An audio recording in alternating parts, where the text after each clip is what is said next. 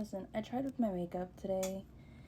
I am trying this new eyeshadow crayon cream stick thingy.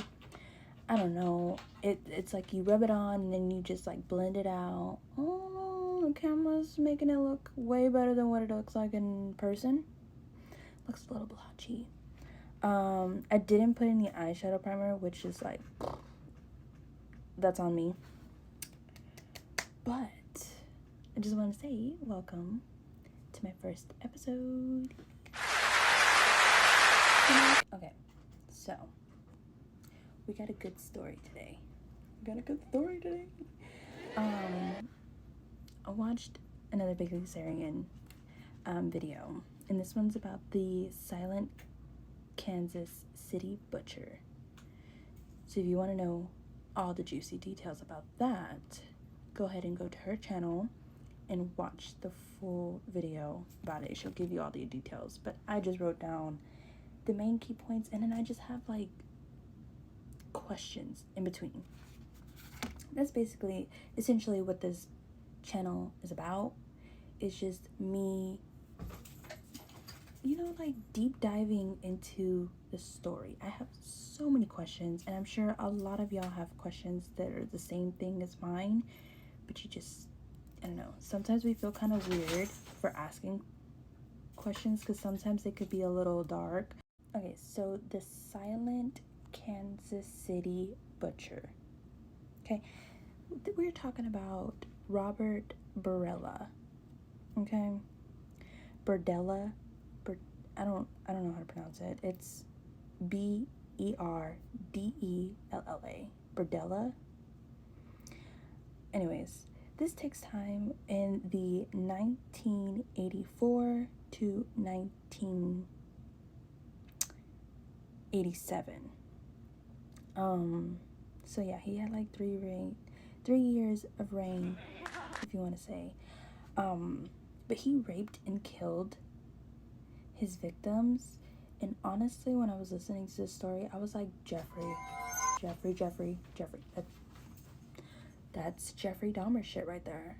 Like, was he your idol? Because if he was, bitch, this guy was like super weird.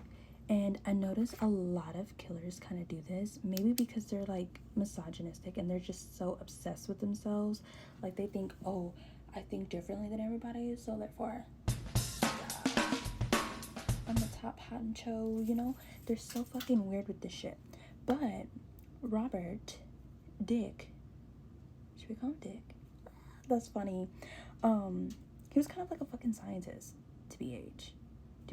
Like most of the job shit that he had was him being a chef, which I was like, okay, this motherfucker's gonna eat these people or something. Like it's giving Jeffrey. It's giving Jeffrey. But no, he doesn't eat these damn people. I shouldn't say damn.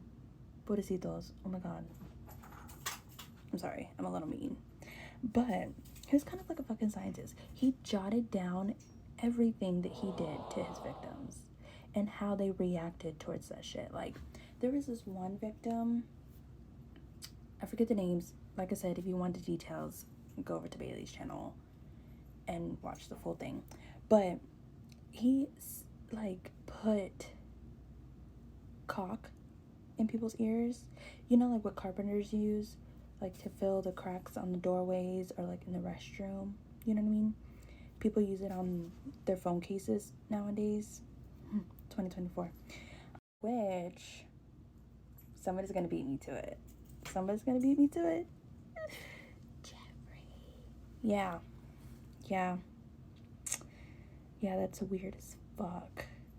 And apparently, like, what I've heard about, it was like he had at least 10 victims that they found, and they were only able to identify them because of their dental records.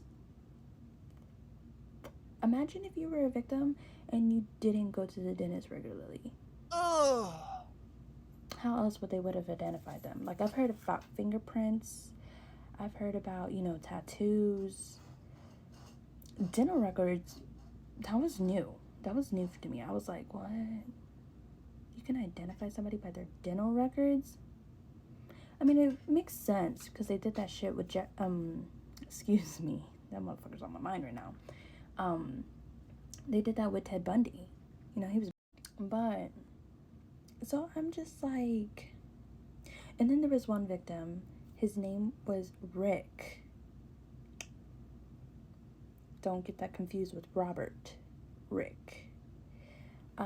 So Robert was basically forcing Rick to do oral sex on him, you know, go down. And Rick, obviously he can't talk, he had his mouth full. But he bites a little tallywhacker. Take that to the fucking bank, bitch. Yeah, he bites Robert's tallywhacker, causing him to bleed, causing him to go to the hospital. Poor Rick ends up losing his life after that courageous fight that he committed. Once Robert came back from the hospital. But I thought that was interesting too. I was like, bitch, honestly, okay, respect. I would have been like trying to swing. yeah, I'm not gonna go into detail about that, but yeah, so that was interesting. I don't know, it's definitely giving Jeffrey, even though that they didn't necessarily say that his idol was Jeffrey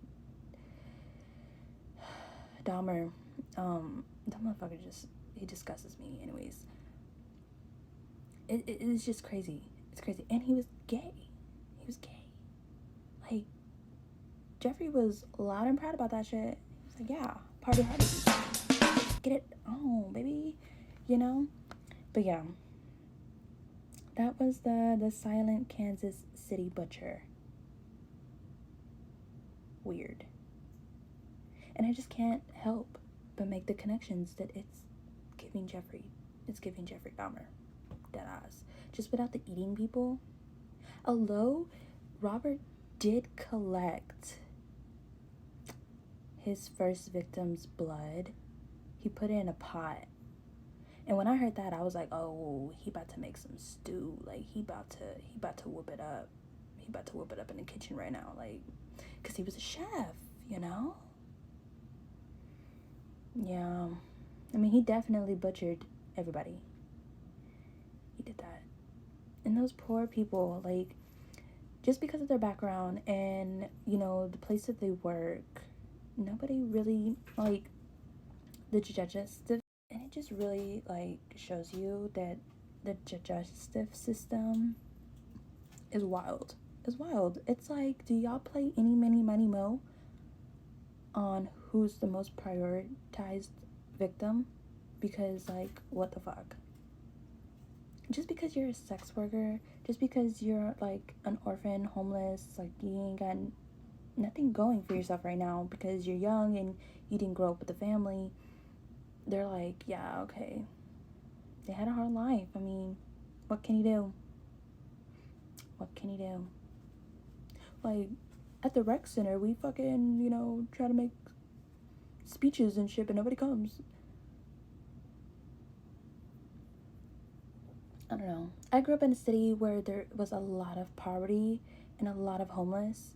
And when I went to cosmetology school, we did the homeless hair, like the women, because we're women, you know. But that sounds a little gender picking, but like, it's because you don't know what crackhead men can do. You know what I mean? I don't know. Oh, this is sounding really bad. But anyways, moving on before I get canceled. But like, we did their hair, and like most of them, when we were talking to them, they were like, oh my god, I could probably finally like go apply for a job real quick, you know. I'm sure that like maybe 10% of that was bullshit, you know, because like it's hard to pick yourself up when you're like on level 0. You know what I mean? Like, you got a drug addiction, you either have alcohol addiction, and that shit is like kind of cheap, and you can do a little something strange for a piece of change just to get what you need, what you're itching for, you know? So yeah, I mean, there's people that are really trying to make a difference. Like, they're giving out food, they're like going to restaurants, paying like $300 worth of food and just like passing it out to the homeless, which, God bless them, honestly. You're doing the work, you're doing it. Snaps for you. But it's just like, it's crazy.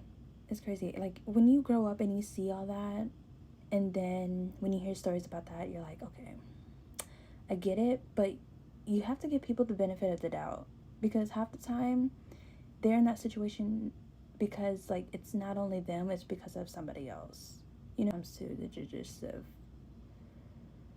society, they're kind of just like, oh, random black hoodie, get him.